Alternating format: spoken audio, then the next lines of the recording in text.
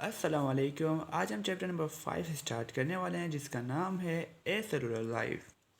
सो ये देखें, इसका नाम है ए सेलुलर लाइफ। तो देखें यहाँ पे जो ए की जो मीनिंग है वो है एब्सेंट, और यानी कि सेलुलर यानी कि सेल एब्सेंट होंगे। इस तरह की लाइफ को हम इस चैप्टर नंबर 5 के अंदर डिस्कस करेंगे। Introduction. Evolution reveals that life originated on Earth at the level of variety of molecules like DNA and protein, which later on evolved into cellular life. देखिए, जब एवोल्यूशन देखा गया कि लाइफ ओरिजिनेट जब अर्थ पर हुई थी, वो हुई थी मोलिक्यूल्स जैसे कि डीएनए की वैरायटी के ऊपर, यानी कि ओरिजिनेट यानी कि स्टार्ट जब हुई थी। देखिए, जब लाइफ स्टार्ट हुई थी तो वो कोई कॉम्प्लेक्स लाइफ नहीं थी, सिंपल लाइफ थी, और वो थी मोलिक्यूल्स के ऊपर। ओके, बेस थी उनकी मोलिक्यूल्स पे, यानी कि उनके अंदर सेल नहीं थे। फिर बाद के अंदर जो है वो सेलुलर लाइफ के अंदर एवॉल्व हो गई, यानी कि एडेप्शन के लिए सिंपली।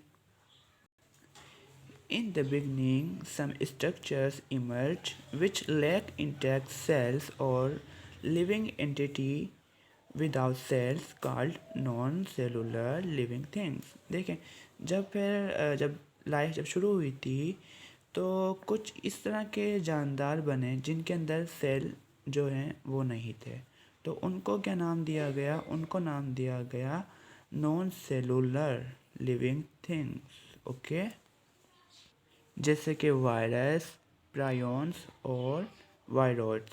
लेकिन वायरस जो है इसके अंदर जो है डीएनए, आरएनए और प्रोटीन का कवर होता है, जबकि प्रायोन्स में जो है प्रोटीन मॉलिक्यूल्स होते हैं और वायरॉइड्स में जो है आरएनए के मॉलिक्यूल्स।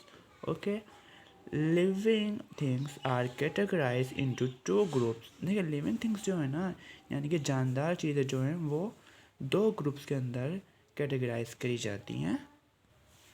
फर्स्टली लिविंग एंटिटीज और molecules, and secondly the complete cell based organism. देखिए, जो फर्स्ट ग्रुप है इसे लिविंग एंटिटीज़ या फिर लिविंग मॉलिक्यूल्स कहेंगे, जबकि सेकंड जो ग्रुप जो है इसके अंदर कंप्लीट सेल्स होंगे, उन ऑर्गेनिज्म को कहेंगे complete cell based organism. Okay, viruses are a major threat to the human health and country's economy। देखिए, वायरस जो है ना ह्यूमन की हेल्थ को और कंट्रीज़ की इकोनॉमी को ना नुकसान पहुंचाता है। जैसे कि देखें, कोरोना वायरस अभी रिसेंटली जो आया था, उससे बहुत से इंसान मरे भी हैं, और कंट्रीज़ की इकोनॉमी भी जो है उसको भी नुकसान काफ़ी पहुंचा। Viruses like smallpox and influenza. देखिए, स्मॉल पॉक्स वायरस होता है जिसकी वजह से जो दाने वगैरह हो जाते हैं ना वो। ओके, देखें, cost millions of death in different era, और इनकी वजह से जो है ना स्मॉल पॉक्स और इन्फ्लूज़ा या वायरस की वजह से दुनिया के डिफरेंट एरा के अंदर जो है ये जो है मौत की वजह बने। Recently due to corona, world has suffered millions of deaths and massive decrease in industrial products of different goods by the year 2022. Many viruses also damage crops and livestock of economic importance। देखिए, corona virus जैसे अभी recently आया था, इससे भी जो है millions of death जो है इसने कॉज करी, और इसने जो मैसिव यानी कि बहुत ही बड़े इंडस्ट्रियल प्रोडक्ट्स को भी जो है डैमेज किया है, यानी कि डिक्रीज़ किया। और जैसे कि अभी 2022 के अंदर जब लॉकडाउन लग गया था, कोई भी नहीं जा रहा था, घर से बाहर निकल रहा था ना, तो इंडस्ट्रीज़ जो है बंद हो गई थी।